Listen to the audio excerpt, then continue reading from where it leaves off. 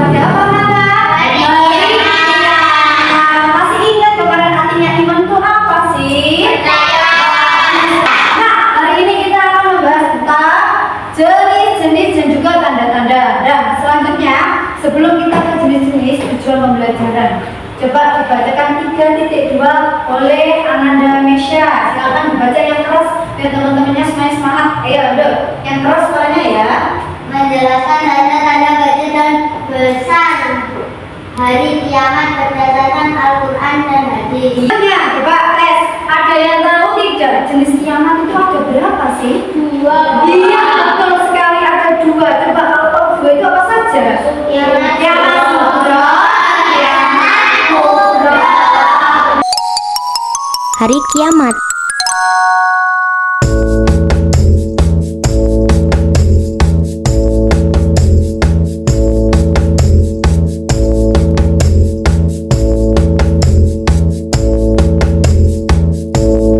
Besar sekali ya Bu kalau gunung dilihat dari sedekat ini. Ajmal percaya tidak kalau nanti gunung yang besar ini bisa terbang? Oh iya? Nggak mungkin Bu gunung sebesar ini bisa terbang. Mungkin Ajmal, ketika hari kiamat gunung ini akan terangkat dan berterbangan. Hari kiamat, apa itu Bu? Hari kiamat berasal dari bahasa Arab yaitu Yaumul Qiyamah, yang mempunyai arti hari kebangkitan. Pada hari itu, semua manusia akan meninggal. Kemudian, Allah akan membangkitkan mereka kembali untuk menghitung setiap amal yang dilakukan semasa hidupnya. Setiap muslim wajib meyakini datangnya hari kiamat. Tidak ada seorang pun yang mengetahui pasti kapan hari itu akan terjadi. Hanya Allah lah yang tahu. Hari kiamat terjadi dengan tiupan sangkakala yang nantinya menjadi tugas malaikat Israfil untuk meniupnya. Selain gunung berterbangan, banyak hal yang akan terjadi. Misalnya, bumi akan terbelah, langit terbuka, cahaya matahari dan bintang meredup. Lautan menjadi gelombang api yang sangat panas. Tidak ada yang akan terlindungi di hari itu. Semua makhluk akan bertemu kehancuran. Manusia saat itu akan merasa sangat panik. Setiap orang sibuk dengan dirinya masing-masing. Orang-orang pendosa akan merasakan kesedihan yang sangat mendalam. Karena tidak ada waktu lagi bagi mereka untuk bisa bertaubat kepada Allah Subhanahu wa Ta'ala. Hari kiamat terjadi karena Allah akan menunjukkan keadilan yang sebenarnya. Setiap manusia menerima catatan amalnya masing-masing. Di sanalah akan diketahui siapa yang akan menjadi penghuni surga, siapa pula yang akan menjadi penghuni neraka. Dari sekarang, kita harus terus mempersiapkan diri untuk menghadapi hari itu. Rajin beribadah dapat menjauhkan kita dari siksa neraka. Misalnya, sholat tepat waktu, berpuasa di bulan Ramadan, bersedekah, berbuat baik terhadap sesama, dan banyak berdoa kepada Allah untuk dihindarkan dari api neraka. Wah, kiamat itu seram sekali ya Bu. Memang seram Ajmal, tapi kita tidak perlu takut selama kita tetap bertakwa kepada Allah dan menjalankan sunnah-sunnah Nabi.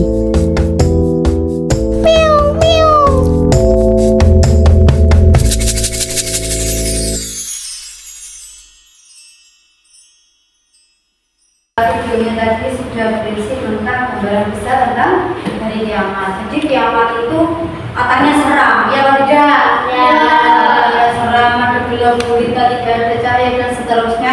Kita tidak perlu takut, tapi kita harus meyakini kalau kiamat itu pasti akan datang. Dengan cara apa tadi?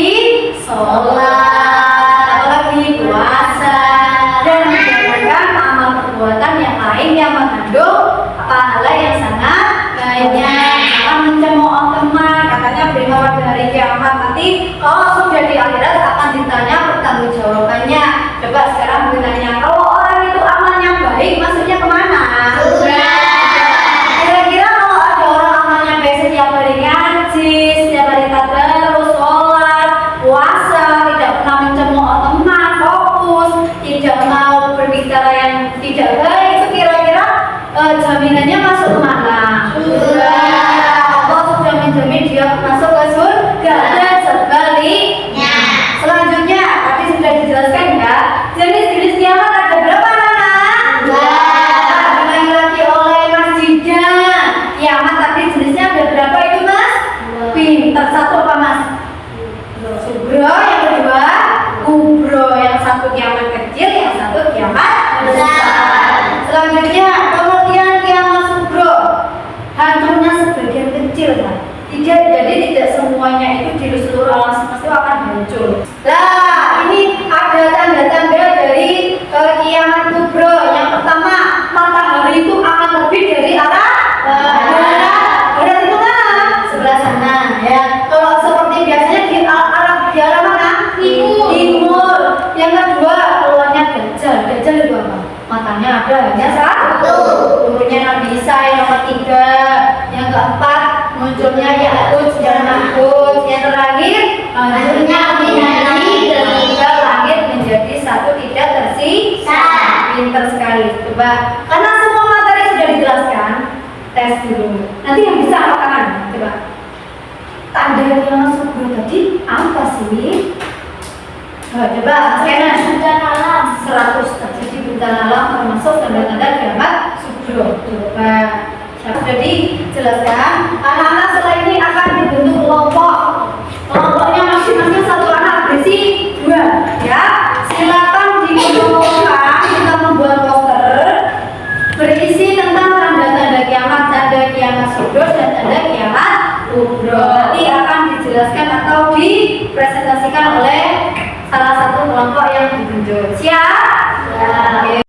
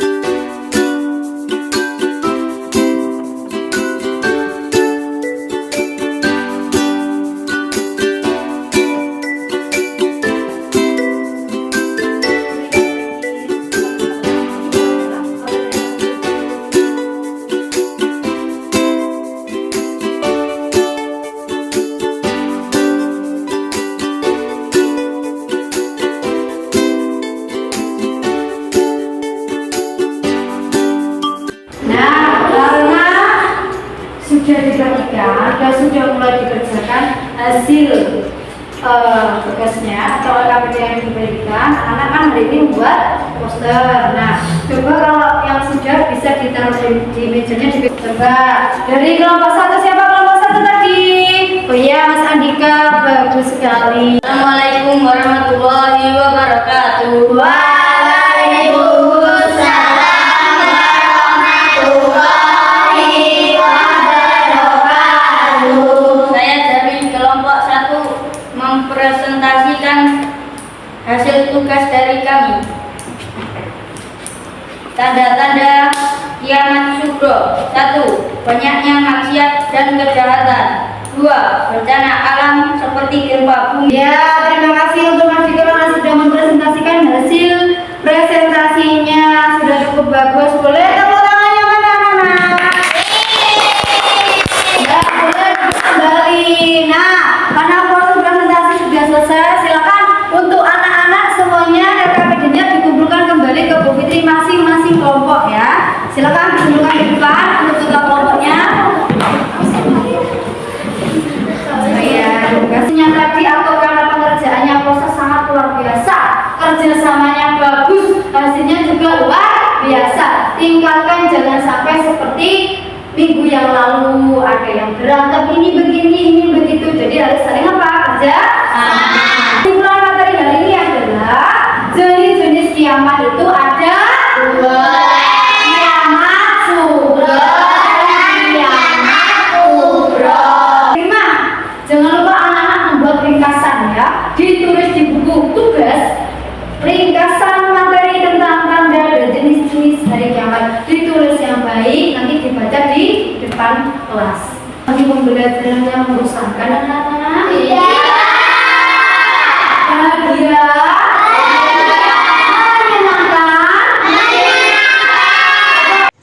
Nah, untuk penilaian asesmen sumatif kali ini anak-anak akan diberi 3 soal dan nanti waktunya 20 menit. Jika selesai bisa langsung dikumpulkan untuk melihat atau mengukur seberapa paham anak-anak dalam materi ini. Sekian untuk anak-anak lebih semangat dan juga tetap semangat belajar.